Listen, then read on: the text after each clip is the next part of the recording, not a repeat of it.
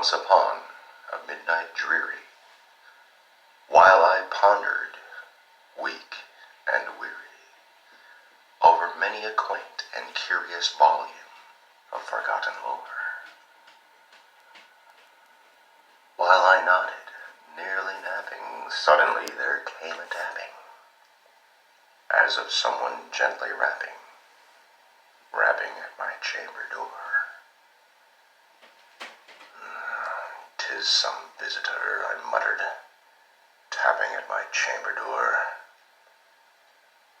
Only this, and nothing more. Distinctively I remember. It was in the bleak December, and each separate dying ember wrought its ghost upon the floor.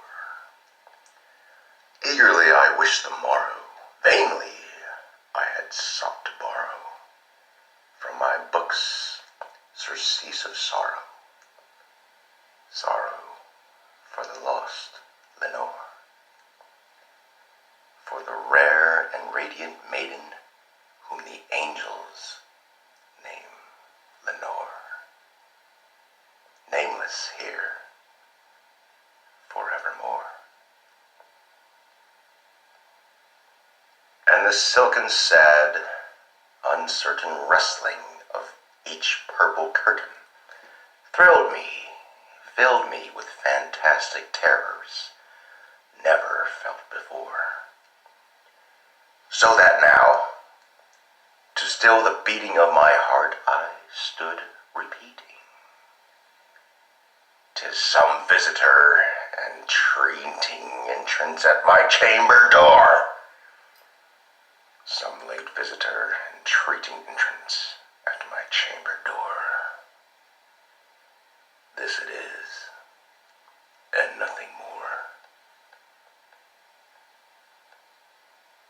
Presently my soul grew stronger, hesitating, and no longer. "Sir," I said, "or madam, truly your forgiveness I implore. But the fact is I was napping, and so gently you came rapping, and so faintly you came tapping at my chamber door, that I scarce was sure I heard you. Here I opened wide the door. Darkness there, and nothing more. Deep into that darkness peering, long I stood there wondering, fearing, doubting, dreaming dreams no mortal ever dared to dream before.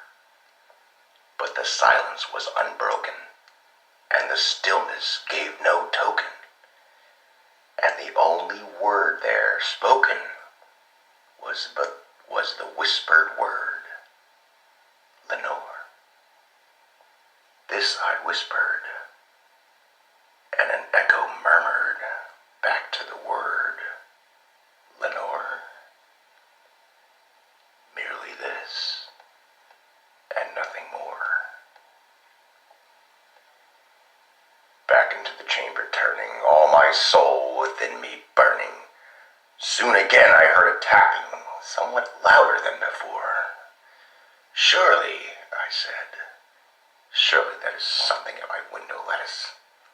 Let me see then what the rite is, and this mystery explore.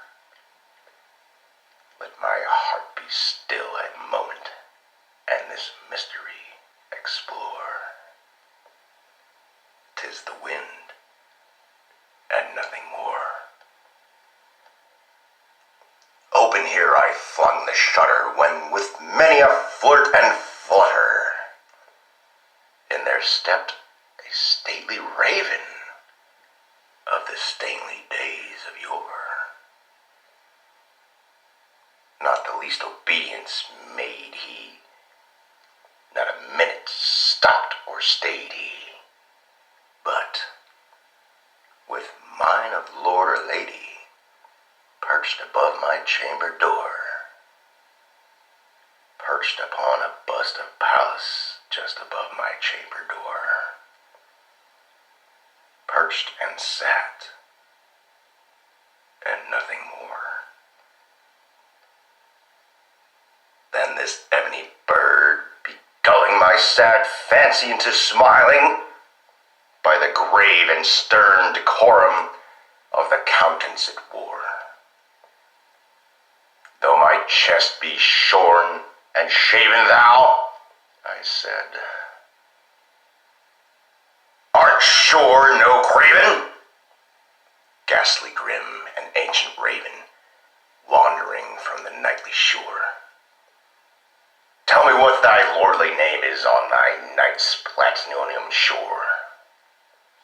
Quote the raven, nevermore. Much I rivaled this ungangly fowl, to hear disclosure so plainly, though its answer little meaning, little relevancy bore. For we cannot help agreeing that no living human being ever yet was blessed with seeing bird above his chamber door, bird or beast upon the sculptured bust above his chamber door, which such name as nevermore. But the raven sitting lonely on the placid bust spoke only that one word, as if his soul in that one word he did outpour. Nothing farther than he uttered, not a feather than he fluttered, till I scarcely more than muttered, other friends have flown before. On the morrow he would leave me, as my hopes have flown before. Then the bird said, nevermore. Startled at the stillness broken by reply so amply spoken, doubtless, I said, what it utters is its only stock and store, caught from some unhappy master whom unmercifully disaster followed fast, and followed faster till his songs one burden bore. To the digress of his hope that melancholy burden bore of nevermore.